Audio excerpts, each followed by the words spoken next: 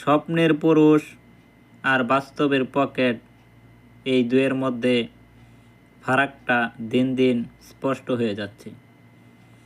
কল্পনায় আমরা যাকে রাজপুত্র ভাবি, বাস্তবে সে যদি আর্থিকভাবে দুর্বল হয়, তখন সমাজের চোখে তার সৌন্দর্য বা গুণ সবই যেন অদৃশ্য হয়ে যায়। টাকায় কি সত্যিই সৌন্দর্য কেনা যায়?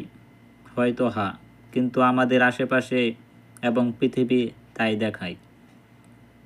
আজকাল প্রেমে পড়ার আগে মানুষ ব্যাংক ব্যালেন্স দেখে, স্বপ্ন নয়। তাই হয়তো বাস্তবে রাজকন্যারা এখন টাকার হাড়িতে মুগ্ধ, মন নয়।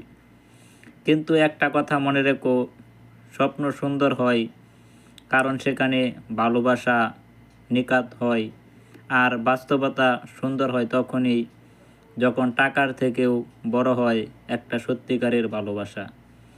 তবে হ্যাঁ, খালি পকেটে প্রেম করলে একবার হলেও ভেবে নিও, এই পৃথিবীটা কল্পনার মতোই রঙিন নয়।